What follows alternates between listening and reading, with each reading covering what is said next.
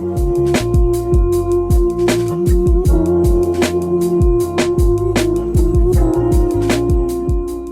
what's going on, everybody? My name is Curtis, and today I'm going to talk about Season 1, Episode 2 of The Sandman. The episode starts off with Morpheus and Lucian walking into the palace where we see darkness and overall destruction. Lucian tells him that she started writing down things in her journal as far as what's going on in the realm while he was gone, but the words started to fade not only in her journal, but also in the books held in the library. She tells him that she never considered leaving because she knew that he will return eventually. He begins to walk around and notices a piece of glass on the ground. He picks it up and attempts to restore the palace back to the way that it was before by using his powers, and it does appear that he's going to be able to successfully restore the building back to the way it was, but unfortunately he doesn't have the strength and everything falls to the ground and he falls along with it.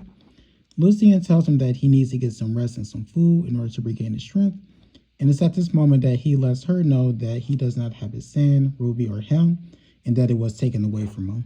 In the next scene, we see a woman. She's on the phone talking with the man about a painting. She tells him that she can get the painting for him for $22 million. The man tells her that he will think about it. She says not to think too long and hangs up. She then calls Giovanni, and I think it's very important to note that in this scene, she actually refers to herself as Josie Ann. And then she lets Giovanni know that she was able to get her hands on the Viserys volumes. And after this, she actually calls someone else. And at this time, she refers to herself as something else. And she lets this person know, whose name is Bernard, that she was able to get her hands on a sword, and that it's in excellent condition. And before she can continue with their conversation, her house phone rings.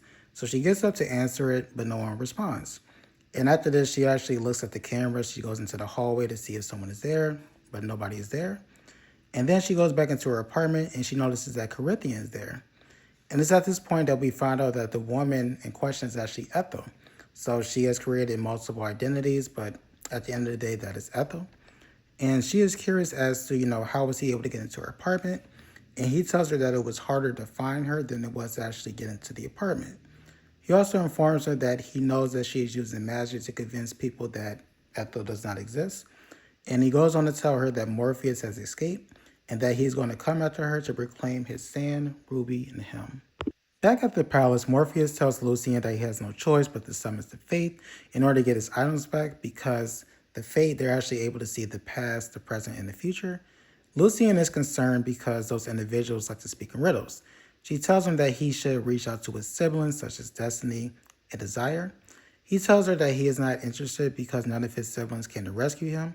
Lucian tells him that it's going to cost him a pretty penny to get them to come, and they both know that he does not have the money available to retain their services.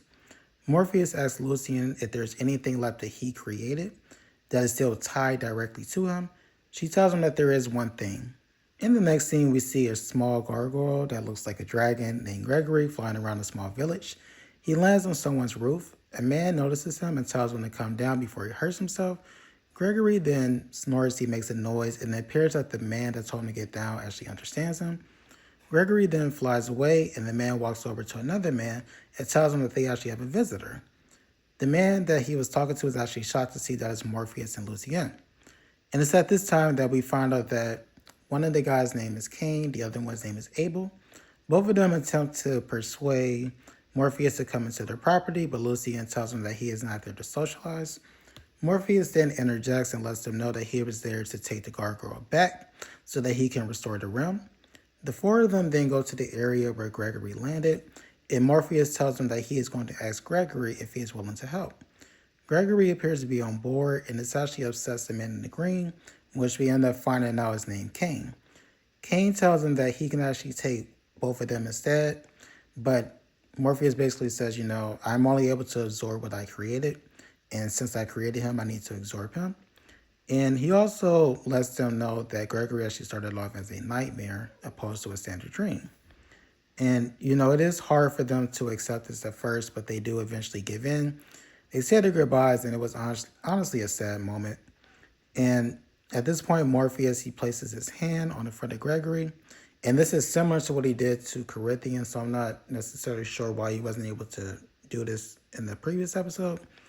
And he's able to absorb Gregory into his body. And as him and Lucian are walking away, Abel yells, good luck to Morpheus, and this really makes Cain upset, and he actually stabs him with the rake, and I was shocked. Back at the apartment, Corinthian and Ethel are talking about the sand, Ruby, and the hymn, in which they will eventually start referring to as his tools.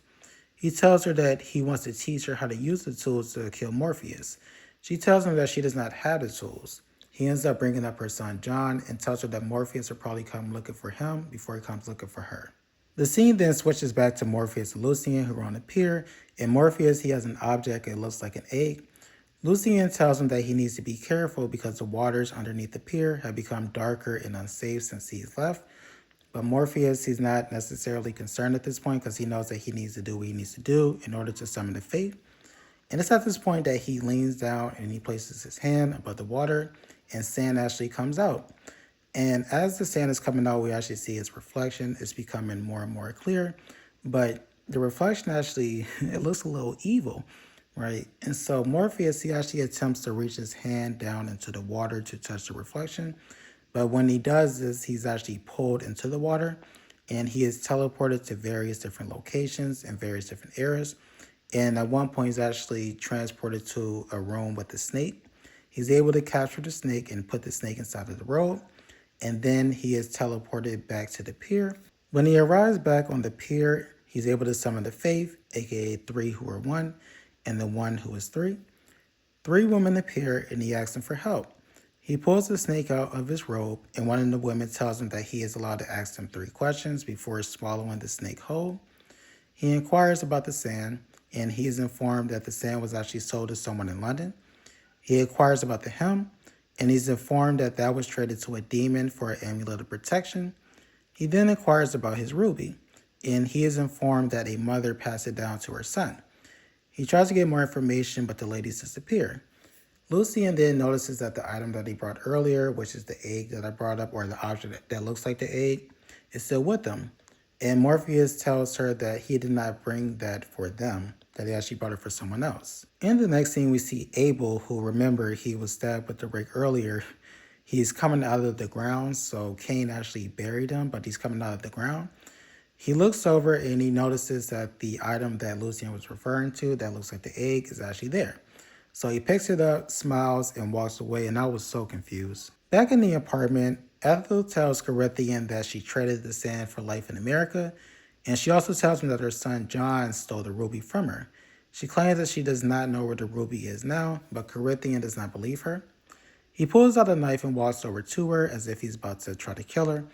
And side note, I think it's very important to note that he does not actually have eyeballs. He has teeth where his eyes are supposed to be, and it was very creepy. It was very creepy. But he gets closer, and Ethel actually reveals that she does not need the ruby that he had before because she actually has her own.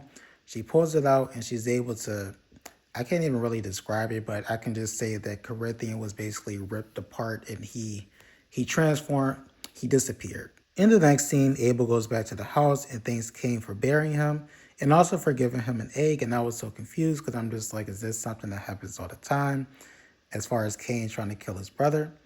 And Abel believes that Cain gave him the egg as an apology for killing him earlier. And I was just like, oh, okay. And then Cain tells him that he did not give him the egg. The egg eventually hatches and a baby gargoyle appears. And Cain believes that Morpheus actually sent this egg to them in order to buy them off. And then after this, the two of them, they begin arguing about the name of the gargoyle. And Cain, he gets frustrated again, and he actually kills his brother again. And I was just like, wow. In the next scene, Ethel actually goes to see her son John at the psychiatric hospital. And she tells him that they need to have a conversation about that ruby because it appears that Morpheus is going to comfort them. After this, we see Abel coming out of the ground again, and he actually starts talking to the baby gargoyle. And he tells the gargoyle that he cannot blame his brother for what has happened because that is their story, right? So regardless of what's going on in life, their story is going to play out the same. So therefore, there's no reason for him to get upset. And he also admits that, his ultimate goal in life is to make his brother as happy as possible. And so if that means that he unfortunately gets killed every single time, then so be it. And I'm just like, nah, that's not it, brother. Back on the pier, Morpheus tells Lucian that he is going to London to find the sand, Lucian tries to convince him to take a raven with him because ravens can travel between both realms. And he tells her that he is not going to take a raven with him, and then he teleports away. In the morning, we see Corinthian. He's actually being like pieced back together because, like I said in the previous scene, it was like he was like ripped to shreds and then he was transported. Well, we found out that he was transported back to the realm. And Lucian is actually delighted, but of course, Corinthian is not. And she tells him that Morpheus actually stepped out for a minute, but of course, Corinthian knows that he's actually going to have to look for his tools. And as a reminder, the tools refer to the ruby, the hem, and the sand. And he tells her that he is going back to the Wacom world and that he's not coming back to the realm. She tells him that Morpheus will come after him, and he tells her that if he comes after him, then he will not return to the realm either. And that is where the episode ends. Thank you so much for watching. I really do appreciate it. If you could, please like, comment, share, subscribe. I will really appreciate it. I am going to do my best to get episode 3 up as soon as possible. You have a great day. Bye.